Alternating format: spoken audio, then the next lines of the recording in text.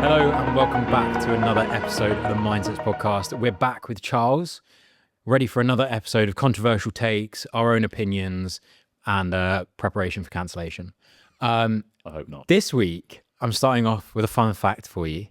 Have you ever been told by someone, usually someone corporate, that it only takes 17 muscles to smile and it takes 43 to frown? So smile more. Yeah.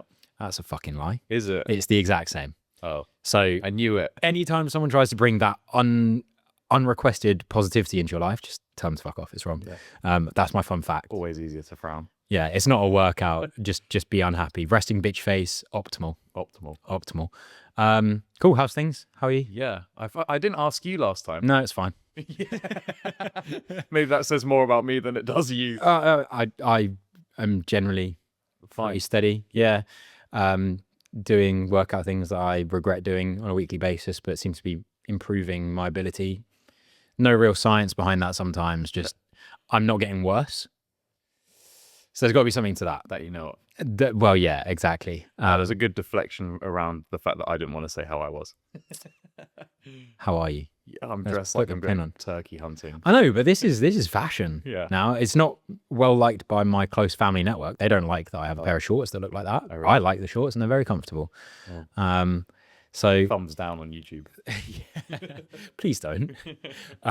Anyway, so this episode we have got more of the same, more of similar things to last time. So we've got a physical topic and a mental topic, and we're gonna navigate through those as we go. This week, you brought the physical topic along. Take me through it.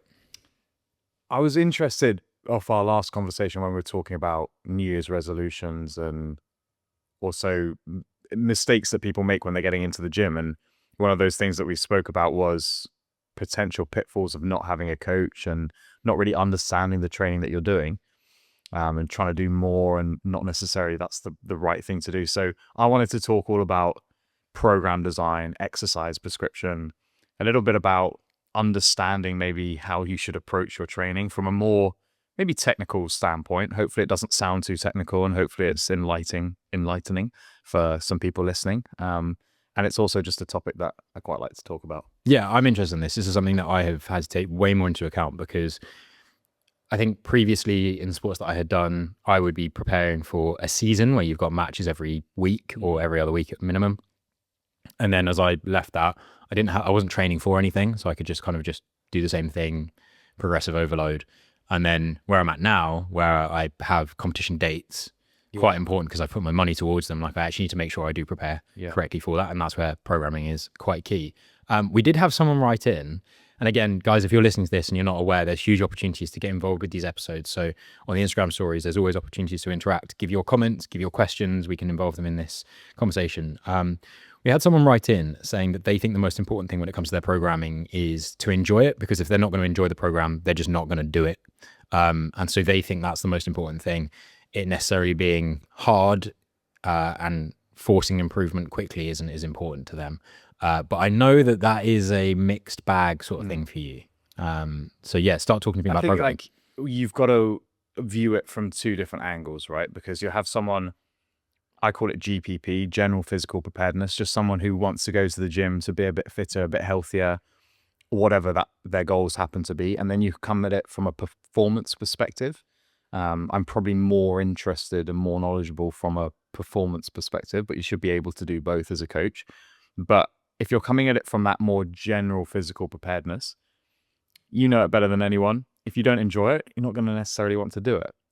So it's like, take anything that you've tried to do and not been consistent at. It's because you probably haven't enjoyed it or you weren't doing the right things to make it enjoyable.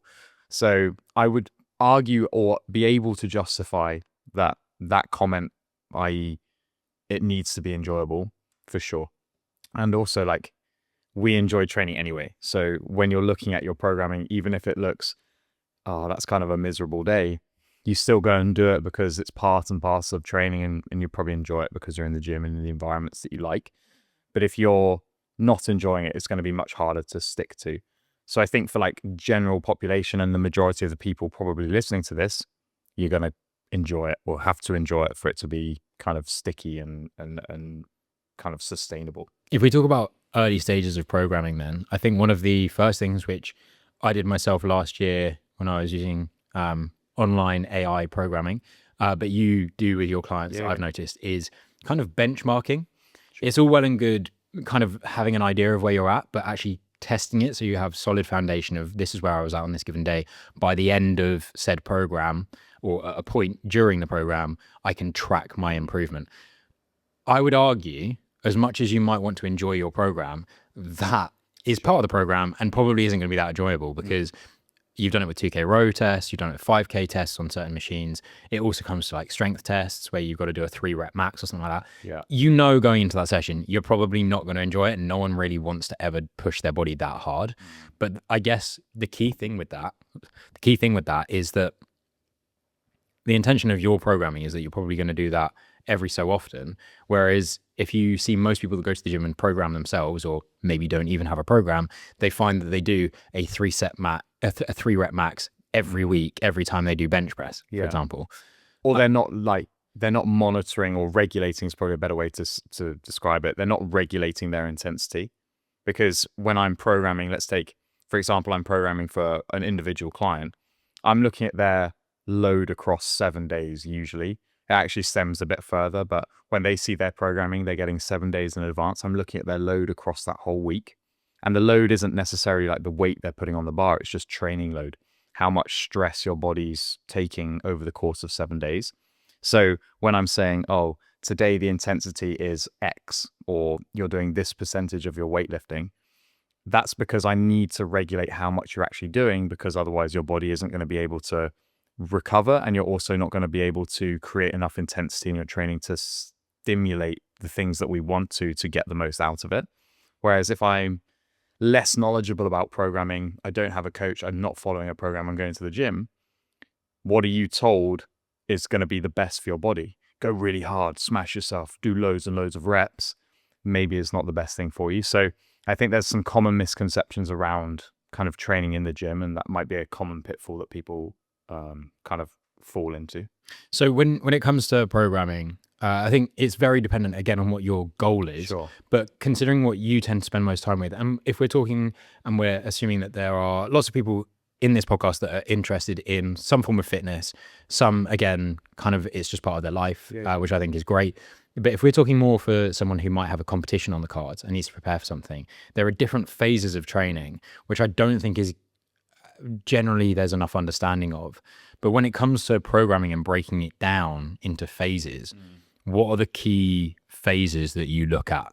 Yeah, well, I call it like basic periodization. People who work in the fitness industry and knowledgeable coaches, or even not knowledgeable coaches, we talk about periodization. It's how you prep a certain amount of time to get someone ready for something, whatever that is.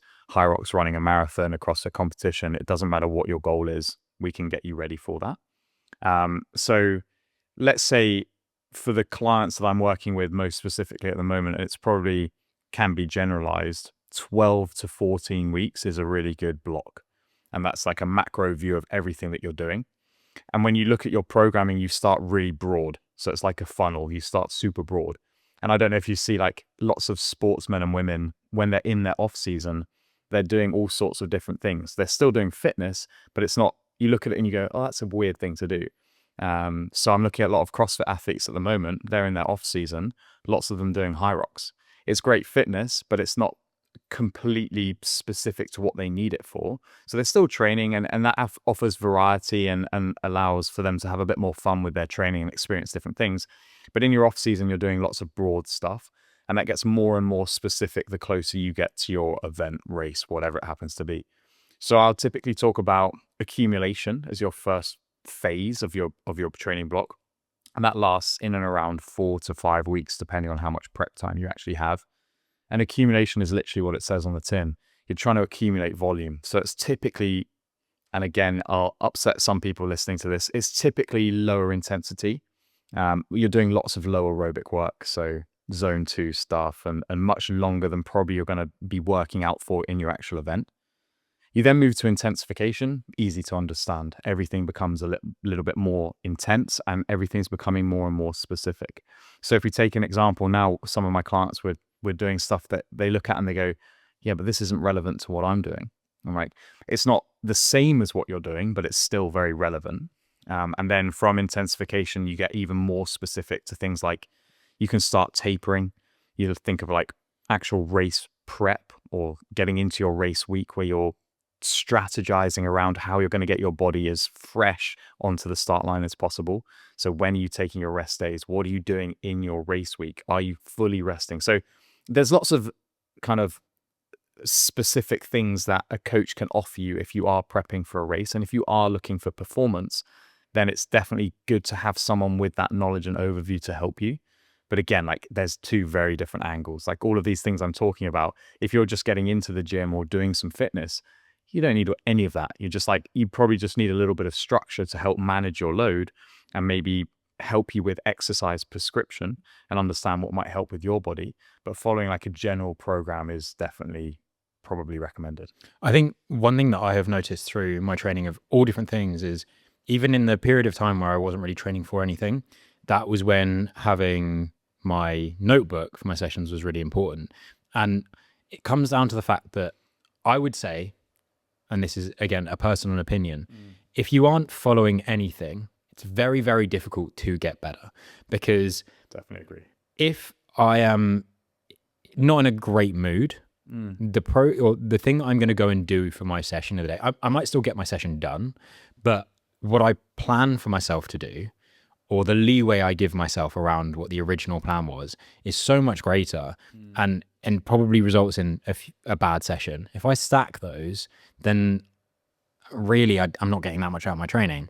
And that comes down to me maybe having a longer day at work, or the piece of equipment I'm looking for in the gym is actually busy. And so I work around it by doing something I would prefer to do, which is actually a lot easier, maybe not going to failure when I intended to, that kind of thing. And then you lose structure. But if you've got a plan ahead of you, even if you've done it the day before, then it's much harder to deviate from that because it's written down or because that was what you decided you were going to do.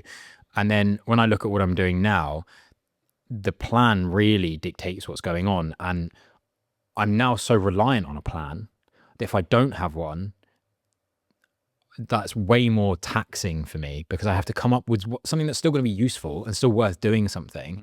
I would rather the thinking side of it already be done separately to when I'm actually there. So I can just tick basically a to-do list of just do, done. I'm going to flip that first thing on its head though, because, and this is the beauty of having, I mean, even if you communicate with your coach as AI, if you're communicating with them and you're telling them how you feel, you're saying, oh, I'm much more likely to deviate from the original plan.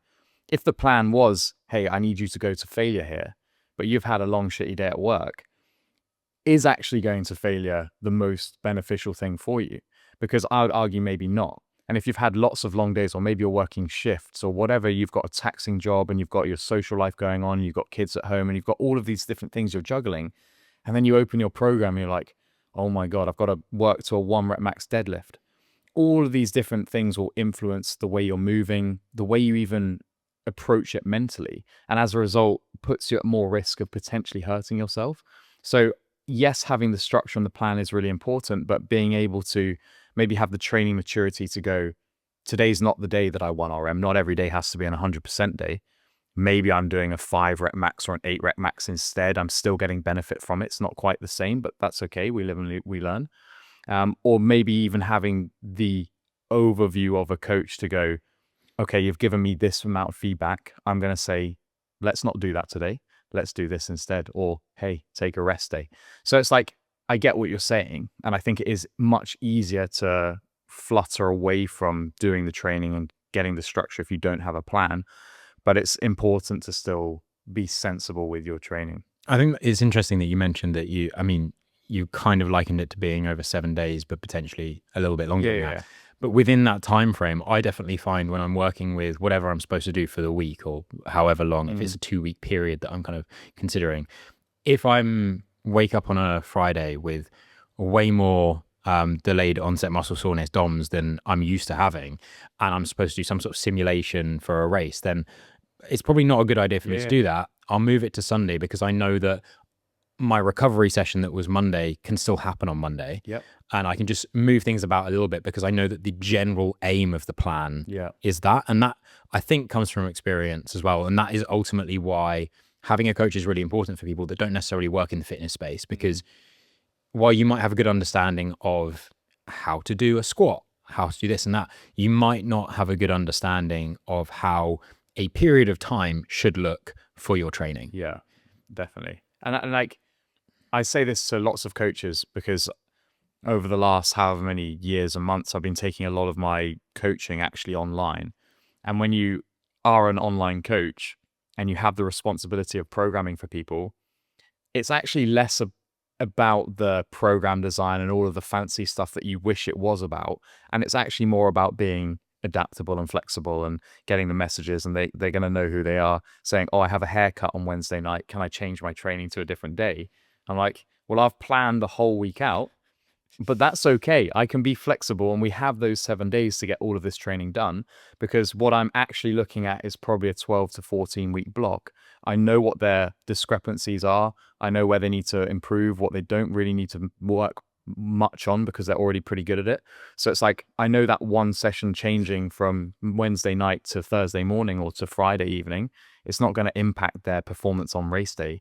As long as they're not doing that every single week, and we're not changing the plan every single week, and we're not missing days, it's not going to impact it hugely, right? So you have to be really malleable as a coach when you're working with people one-on-one online. One thing that I think is quite difficult though, from a perspective, I always had the perspective when I was younger in the gym training. One of the reasons that I liked training by myself is because I always had the attitude that no one would push me harder than I can already push myself. And like, that was a thing about me that I always thought. Turns out it's not true. But also when it comes to getting coached, for some people that aren't so familiar with having a program done for them, even if it's just following a basic one online that they found, is that they'll get competitive with the program and do more than the program asks for, which when we're talking about physical impact, can be a massive detriment. Because you do the thinking, and the point of the program is to account for everything, I guess. I think that's something that I've learned to factor into the programming now, because you have clients naturally just want to do more, want to do one, and have lots of time to train. So they're like, well, I've got the time. Why isn't he not letting me train? So then I'm just going to regulate the intensity and the volume of all of the other sessions, almost as kind of like a placebo to them going, oh, I'm doing so much training.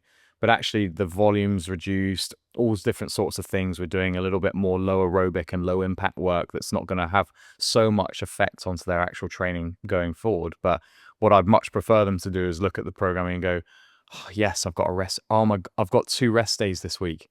He's being so generous. And I'd argue that a lot of the people that I'm working with, and I'd probably class them as performance athletes in the sport of high rocks, they probably should be doing less.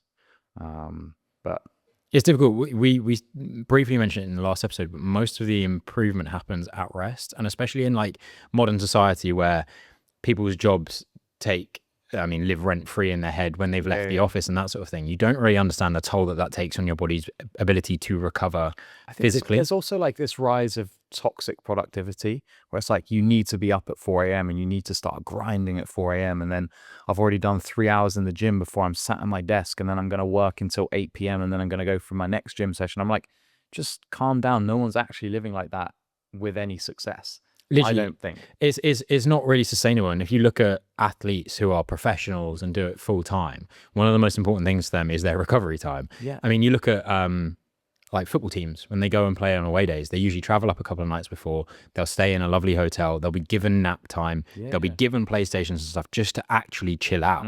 Because if they wanted to be Cristiano Ronaldo, Lionel Messi, they'd be on the pitch until midnight doing free kicks. No, they wouldn't, because they'd wake up the next morning and wouldn't be able to kick the ball because their knee had hurt so much. It's really fascinating. It's like, if you set aside 1 hour of training, the ideal would then be to recover for the same amount of time that you trained. And then you're looking at some of these people, they're training 4 hours a day, or they're doing 2 hours in the morning, 3 hours in the evening. I'm like, when are you recovering from that? So And those aches and pains build up. And I mean, realistically, if you have a session the day beforehand where it's a bit achy, you're probably not going to look forward to next day's session. Even if you did feel a bit better in your head, you've been like, tomorrow's going to suck because I've got that to do. And I already feel like this. Interesting what you mentioned about the whole sort of grind mentality that's on social media, though, I think is a very toxic thing and definitely pisses me off when you can see that, and maybe people are recording these lifestyle videos of this is me waking up at 4:30 in the morning, and they've obviously gone and set the camera up, went back into bed, and it's 4:30 in the morning, but in reality, you can see on their laptop screen in the background, it says that it's actually 9:52. That's something that pisses me off, which kind of leads us into that time of the episode, grinds my gears. So, Charles, this week we still don't have a jingle sorted. We don't. Well, maybe I've edited one over at this point. True. But what grinds your gears this week? I'm going to go even more niche than the last time we spoke, and it is really, really niche. So you've got to bear with me. I'll try and condense it down. And I don't know why. I think my Instagram algorithm is like just doing it to wind me up. I'm getting lots and lots of videos and suggested stuff about like sport-specific strength and conditioning work. And I get lots of people actually sending me videos and stories of people doing said specific strength and conditioning work. And there's like I don't know how best to phrase it. I'm just going to go for some examples. But recently, just off the top of my head, I saw a video of Karsten Warholm, who's like he's Danish 400 hurdler. They all seem to be athletics related. Anna Hall, who's one of the top girls for heptathlon in the States, and then Femke Bol, who you have heard of, 400 flat and 400 hurdles for the Netherlands. I got sent some of those recently, just on the top of my head, of them Olympic weightlifting in the gym. And the form wasn't optimal. And the person who sent it to me was like, look how rubbish these people technique are, not really knowing who they were. And I was said, well, what's the purpose of the movement that they're doing? And I kind of dig a bit deeper, and they were power cleaning off blocks or whatever. And they're like, probably like to develop power. I'm like, okay. Are they doing that from the exercise? And they're like, what do you mean? I'm like, well, are they getting more powerful from doing that movement? And they're like, yeah. And so they're getting what they need out of that. And that's what sport-specific strength and conditioning kind of is. There's like a deviation away from the actual optimal lift, as long as they're getting enough from it. And you see people like 3/4 squatting or half squatting. They go, oh, they're not doing the full movement. They're not doing the full reps. But they're still getting what they need out of it because it's specific to their sport. I don't know why it happens to just be track and field athletes, but I saw like a high jumper, I think from New Zealand or something, doing a 3/4 squat. Someone sent it to me and they're like, this guy can't even squat and he's a professional athlete. I'm like, he probably can squat, but he doesn't need to for X amount of reasons. But it's just like this common misunderstanding of movements can look different. Yes, it's probably not optimal, but if I want to get better at running, I don't need to tell you that to get better at running, I probably need to run more. So for the runners in that kind of that scenario, the majority of their training is running, probably 90% of their training is running, 10% of what they're doing is in the gym. So they don't have all that much chance of hurting themselves because they're doing so little in the gym, and their form isn't optimal, and they're being taught by probably, I don't know, the funding's not great, but probably other runners rather than an actual Olympic lifting coach. But it's just funny of people's perception, and they're quick to judge, to go, that person's rubbish at movement. How are they one of the best at their sport? But it's just like a lack of understanding around sport specific. Do you know what I find really funny though, is there's a whole new bit of viral content these days, which is rage bait. Oh yeah. And like there are people that are deliberately posting this stuff because they're going to get great engagement. And like so many people do jump on it. Yeah. But then it becomes so hard to find the people that are actually legit athletes that are just doing movements. I'm saying the first time I saw a Zercher hold, I was like, that guy's got to be taking the piss. Come on, what is this? And then I see all the benefits of it. And I'm like, damn, maybe I should try it. I actually still haven't, because I respect my forearms not being in that much pain too much. But then also, what's the Jefferson curls? Jefferson curls are amazing for you. But if you saw someone doing that in a gym and you didn't know what was going on, you'd be like, you'd be trying to get a secret video of them. I am concerned sometimes when I see people in the gym. I'm like, oh, when you don't know if they're Jefferson curling or deadlifting, then you're like, maybe I should say something. And that leads me into what grinds my gears this week. People that shit on public gyms. Because over this last year, I have trained arguably more in spaces like CrossFit gyms without doing a single CrossFit class, managed to get under the radar, than I have pure gym, the public gyms that are around in the UK. But, and I'm pretty sure you're going to agree with me on this because you've also got a public gym membership. Yes, okay, there are things about those spaces which aren't ideal. You will often find that the dumbbell rack makes zero sense because you've got the 50s next to the 2s and so on. Sometimes they're not so clean, they're not so well maintained. You do see all sorts of interesting techniques, everything like that. But when you compare it to some of the top market, I would still consider them public gyms. I'm sorry, they're not private. Anyone that's got the money can pay to go there. It's a public gym. If you consider the likes of Third Space and other boutique gyms, I don't see major benefit other than the fact that you've got a nice shower and a nice sauna there. But comparatively, the value that I get from having a public gym membership and access to some really, really good machines. I was going to say there's lots of, I don't want to say names, but there's lots of like those types of gyms now, super cheap per month, accessible to so many people with like the best functional space. Exactly. You rave about it all the time. And I'm like, you've got space to do everything you need. You've got more than enough equipment to do everything you need. And you're paying freaking, what, $9.99 a month? Some of these places are so cheap. Exactly. And that's the thing is it suddenly becomes a case of, if I had one of these more boutique experienced gyms, I wouldn't be able to necessarily afford to do some of the classes or do some of the social stuff in fitness, which I also love doing. For a coach for programming, I'd much rather pair my cheaper gym membership, as long as I've got all the equipment I need. Sometimes I might not even have enough, but you can make do. And that's what I'm paying my coach for. If I don't have the equipment, they can work around it, but then pay similar amount of money that I probably would to go to a more fancy gym or more premium gym on a coach and programming. And that's one of the things that I think we talk about in terms of the taboo topic of being a hybrid athlete is like, if you're a hybrid athlete in the fact that you run a decent amount and you weightlift, well, if you tried to go on paper what is full hybrid, you would probably be in some sort of CrossFit gym space. You'd be doing a lot of these compound lifts quite a lot of the time, maybe doing a few accessory things here and there that aren't necessarily so great to do in those spaces, and then you're doing your running. But for example, there are times where I want to specifically work areas of my chest for strength that are necessarily weak, and it's very difficult for me to do that consistently with resistance bands, which only have 4 colors. Whereas if I go to the gym and there's a pec deck, which has got 100 kilos of stack, I can use that. And that's really advantageous. I put recently on my story what my top gym, like home gym equipments would be. And it caused outrage on so many people. But in my, like, if I was designing my ideal gym, I'd have a big function, like the whole place would be like a functional area, a bit like a CrossFit gym. But you'd have so many different machines that you just don't get in a CrossFit gym because typically, well, especially in London, they don't have the space. But you'd definitely have like a seated row, and you'd have isolation machines for your legs. Like you'd have a leg extension, a hamstring curl. You'd have probably a seated leg press. You'd have like lat pull down. I want a step machine in my freaking dream gym. I think, to be fair, step machine's quite good. I think I want a cable machine. Which I can put one of the big plate pins in, so I can load it. So I could do lat pull downs. I could do my rows sitting on the floor. Because he's definitely maxing them out. But then I would want a rogue piece of equipment, actually, not actually rogue. Don't mean not that. I'm not currently sponsoring them yet. But a pendulum squat. 100%. That's better than a leg press, actually. Probably have a pendulum. A pendulum squat I had access to when I used to live up in the Midlands.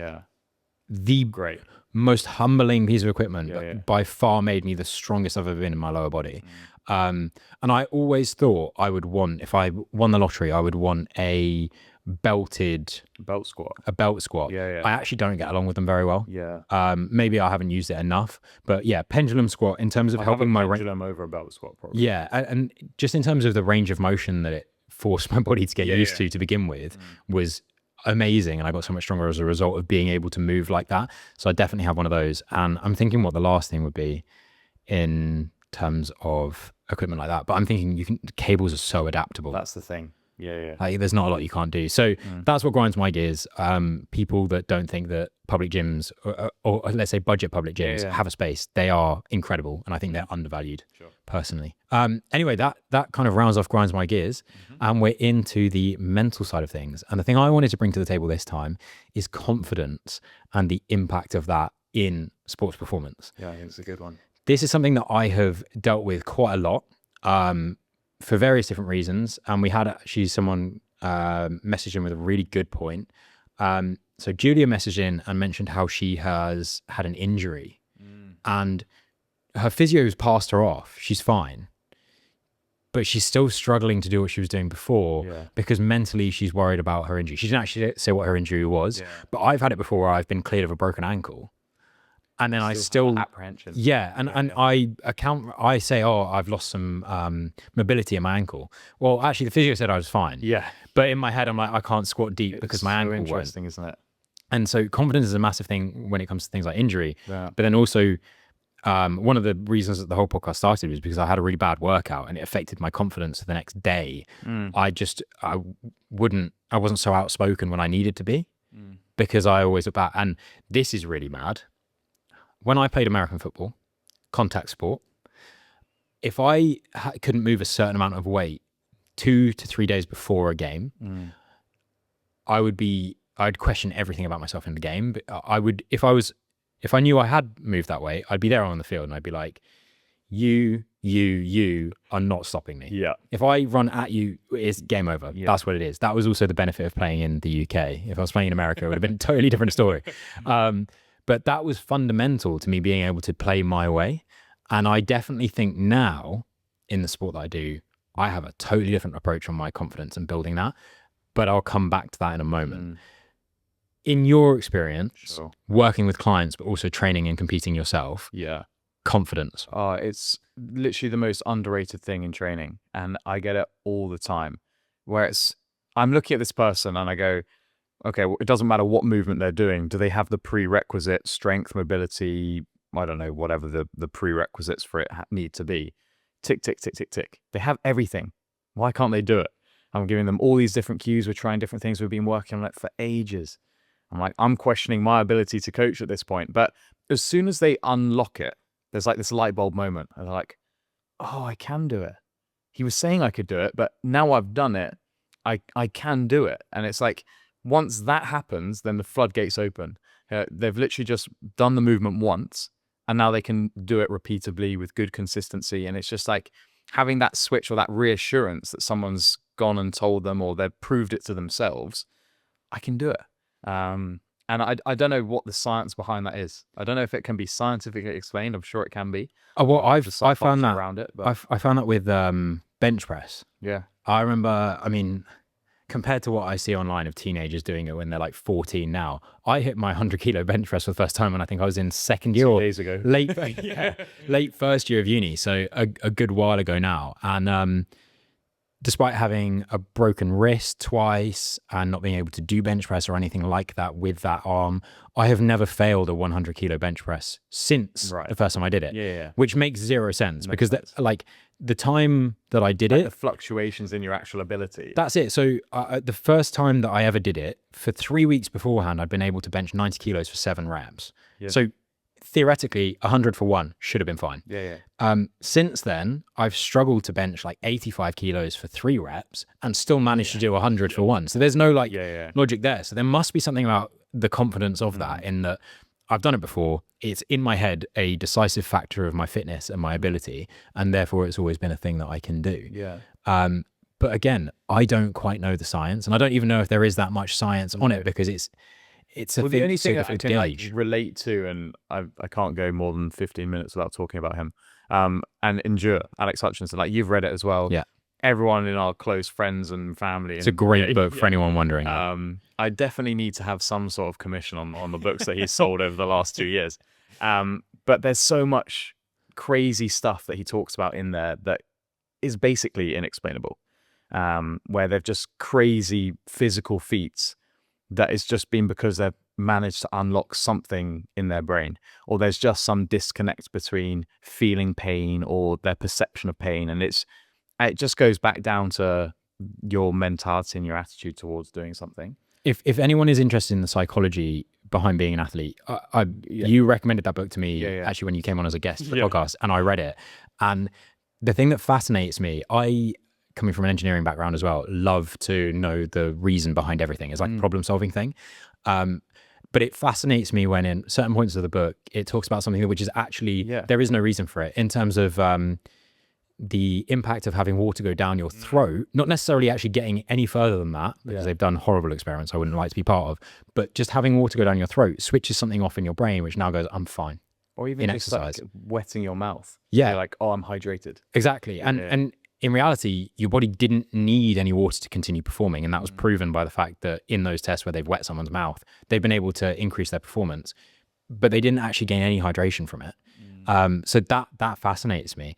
Something that I've had to do in my training leading up to things like competition, which we've spoken about briefly in person, but I think this is sort of the time and place to talk about it, is with something like High Rocks, where you want to practice for the race, you can do things like simulations. And I know when you talk about track events, I mean, 400-meter athletes are going to be running a lot of 400-meter laps.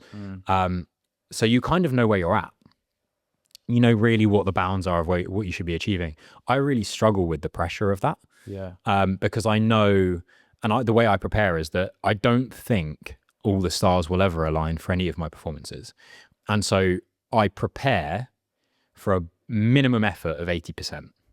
Because even on a bad day where I give 100%, that should equate to 80%. If I have a good day and something goes wrong, that could knock me down to 80%. So like 80% is my expectation. And then above that is a bonus, which is, I think, a really positive way of on the day also feeling good. Because if you expect 90% and it's not going at 90%, mentally that might negatively impact you, and then you spiral throughout your performance. So I try and prepare for that 80%.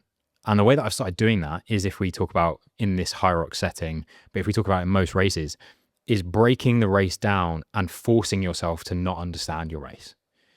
So a few weeks before Stockholm, I went ahead and I did a full race simulation. The details I'll give, pretty fine details, but I won't go crazy. I did everything in race order. I did everything at full station length. All of the runs were 1.2K to include like a rock zone and a bit of transition time. But in my head, it should never add 200 meters per run. But then also it maybe adds a bit of time for weaving in and out of people. I'm doing it on an assault runner, which some might say is harder or easier for different reasons than running around a High Rocks track.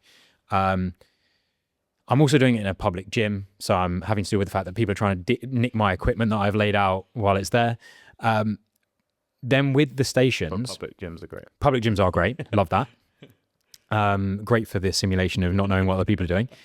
But with the stations and the runs, I forced myself to have 60 seconds between every run, every station, and every station to every run. Okay. What that enabled me to do was push the pace on all the stations. Then when it came to the weights and things like that, my competition was at the open class weight. I did everything at the pro weight. So there's so many variables I have made arguably harder, but then I've given myself 15 minutes of rest over effectively what you consider 16 stations, because there's 8 runs and then 8 stations.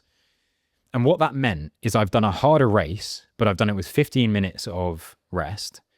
So how does that affect my pace? I don't really know. All I know is it took me this long to do that run and all those 8 runs. It took me this long to do those stations at a heavier weight. So I know, and I did that in 1 hour and 22 minutes. On a simple level, I can take 15 minutes off for the rest. And at pro weight, I'd be able to do it in whatever it is, 1 hour and 7 minutes. I'd be happy with that, because that could convert to a much quicker time in open weight. However, I had 15 minutes of rest. So like, where does that come in? And so what that meant is that in my head, for the open race, I'm not going to go slower than 1 hour and 22 minutes. That's done. Like, that is pre-decided. For me, that was, I was hoping for that anyway. You didn't need to do it. So I was hoping I didn't need to do that. But then I was thinking, okay, if I take 15 minutes off my 1 hour and 22, then 1 hour and 7. And if we consider the impact of pro weight, say about 1 hour 7. Okay. No. I'm not saying anything bad about it. my goal was to match or beat the time I did earlier on in the year as a doubles, which was 1 hour and 7 minutes, 53 seconds. So already I'm like, cool, if everything goes well, I should be in that ballpark. If things are lighter and I have a good day, if this is 80%, then we could be pushing, maybe we'll break 65 minutes. And in the end, on the day, everything was just going quicker than I thought it would. And I managed to get 1 hour and 4 minutes, which from my stupidly engineering mathematical prediction was actually the limit of what I should be able to achieve. So I was really, really happy. And what that also meant is I had overachieved my 80% expectation and I felt good about it, which for the first time in my life, I competed and I felt good. Whereas normally I'd be like, oh, I can't wait for the next time. I'll be so much better. Yeah. And so I'm trying to do that again going forward, because framing is so important. It gave me confidence because I was able to see how quickly I could move, but with zero expectation still. And that's something that I'm now toying with. Yeah. So I don't know if you've done something like that yourself in your previous competitions. Yeah, I was trying to explain to you the other day. I did a workout, and like I don't think this can't be explained with science either. But it was 8K ski, just an 8K ski test, and some days, just like you say, the stars align, and you just feel amazing. And like I can't explain why. I hadn't been sleeping particularly well. My diet was all over the place. My training hadn't been particularly consistent. Got on the ski erg and I was just like, the only scientific explanation is I was locked in. Yeah. I was scientifically dialed in. And like me and the ski erg were one. Like my performance, like objectively wasn't amazing. Like I'm not setting records or anything, but it was just how it felt. And I was like, I reckon I could hold this pace for another 8K. Yeah. And then when I get there, I'll probably go for another 8K. It's just like, how you mentally just like slowly fine tune and stay concentrated and like, so again, it's just, and I was really confident because I was like, I'm good on the ski erg. I do lots of ski erg. I want to attack this and I want to prove a point here with my fitness. And if I hadn't been confident, I get 1K in and go, oh, my heart rate's high. This is pretty hard. My triceps are sore. And then you're fighting the battle, the internal dialogue battle. And if you don't stay positive, then it starts to snowball very quickly. But yeah, it's just like, it is all about framing, how you approach it. And then just a lot of it does come down to how you communicate to yourself during the hard moments. And I don't like to say inherently you have to be positive, because some people are motivated by negativity. I'm one of those, right? For sure. And and it depends for me actually. Sometimes, usually I'm motivated by more positive stuff, and as soon as I start going negative, it's a slippery slope during a race or a workout. So I like to stay positive, but on some days when I'm like, I just need to be like mean to myself. I'm like, come on, you're just being a bit pathetic now. Like you can do it, rather than like wrapping myself in cotton wool with my internal dialogue. But you need to find out what is going to motivate you and how different types of personal communication help you stay motivated.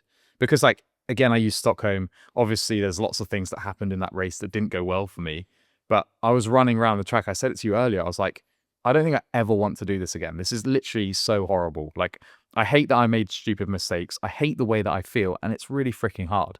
And from that point, it was just like downhill from there. And it's like, you can't claw yourself back from that. So what I need to take away from that is the pride of the fact that I didn't stop. I didn't quit.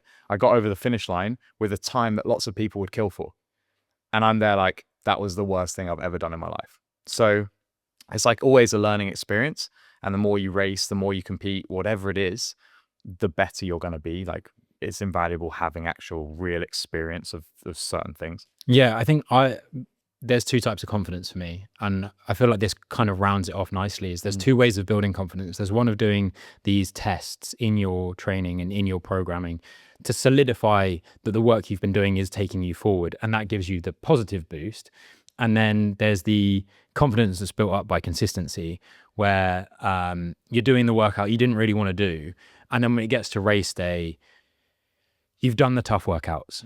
So like you must be able to do it when it's not going well. Therefore, when it comes to race day, even if it's the bottom effort, you know, you can get it done because you got it done on those. Yeah. And especially leading into competition weeks, before I hit taper, when it starts to get really tough and I just want the race to happen so it can all be over and I'm fighting off getting injured, but I've still got to go and do these hard sessions.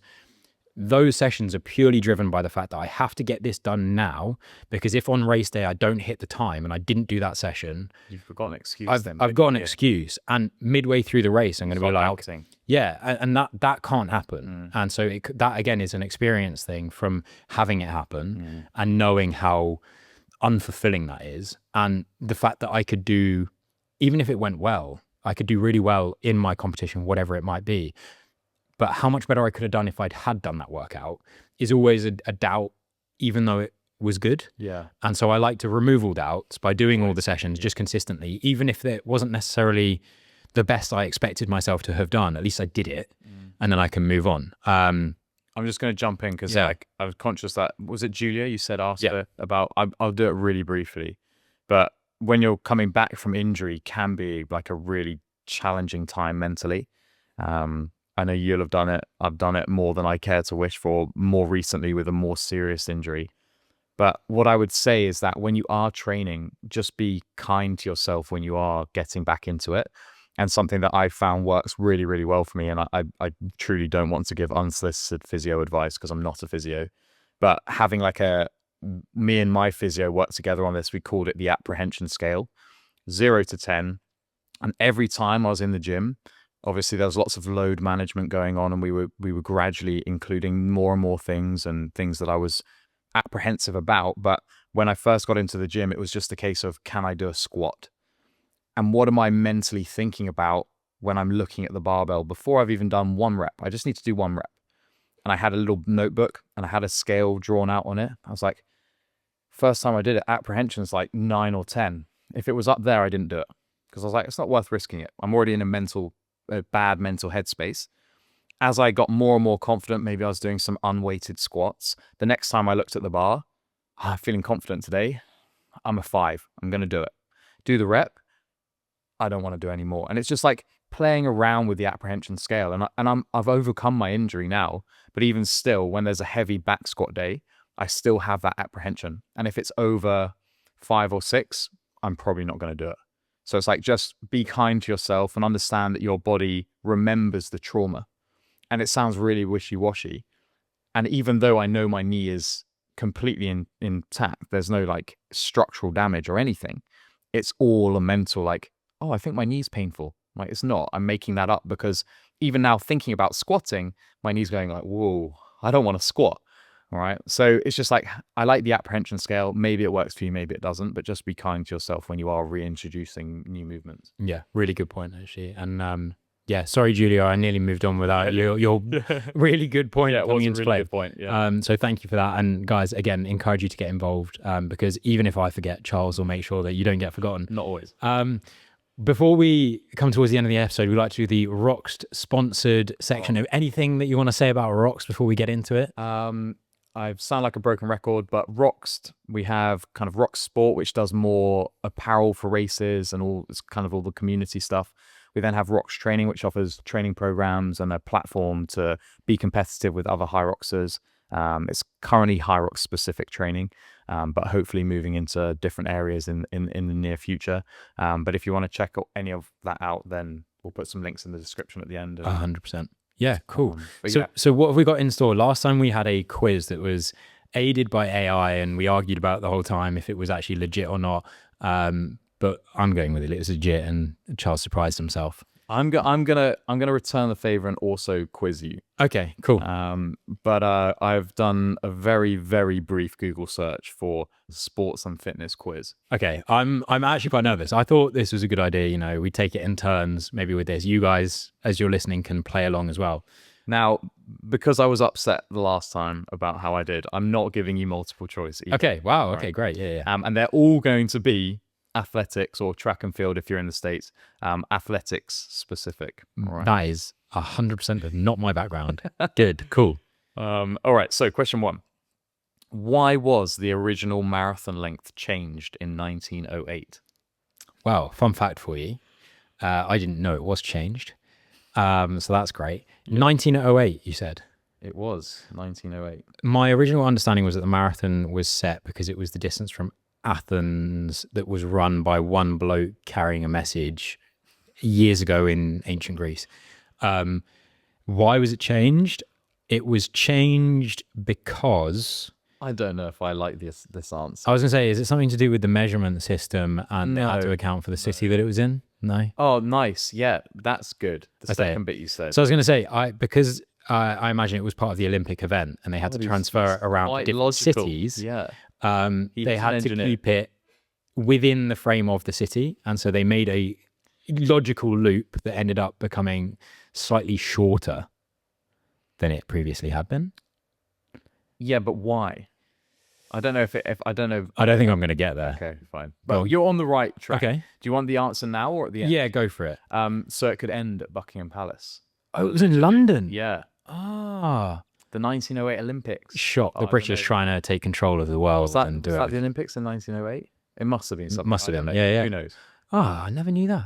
I don't know cool. how much. Maybe this is like a British quiz. I think it is actually Okay. based off the next question. Okay, cool. Who was the first British woman to win an Olympic gold medal in track and field competition? Olympic gold medal. I feel like I'm quite good with my Olympics or athletics trivia. Can I ask a kind of caveat question? Did it happen after the year 2000? No.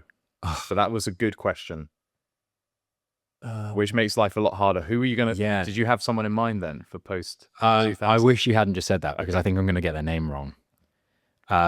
Yeah, it was a women's, I believe, heptathlete. Denise Lewis? No, it wasn't. Oh, Jessica Ennis. No, before Jessica Ennis. Maybe she got silver. I don't know anyone. No, I'm trying to think. First Olympic gold medal could have been Denise Lewis? I don't know. anything. I'm thinking the other sports we're kind of good at: sailing, tennis. It doesn't say what sport. Well, I just need a name. Do you recognize the name? No, I've never heard of her. Ah, I'm not gonna have a clue. All right, so you want the answer? I as want well? the answer. I've as never well. heard of her. Mary Rand. So we'll Google that because I'd be Okay. interested to know what she What was. she did. Yeah, Okay. for sure. You shoot the next question. I'll find out what she did. All right. True or false? Tug of war was an Olympic event until 1920. Oh, that is such a hilarious thing if it is. You're like, you almost want it to be true. I don't want it you? to be true. I'm going to say true. Let me see. It is indeed true. That is so true. That they should bring that back for sure. Oh, the influences of how I won my tug of war. Did we do speak maybe. about it? Might have even been in the last podcast where I was like, the way that you're picked for your Olympics should be done on postcode. Did we talk about that? No, he didn't. So I would say you have X amount of sports and then a raffle for postcode. And then you get X amount of postcodes and you select the person who lives at that postcode. So let's say there's 20 sports in the Olympics. You get 20 random people based off postcode.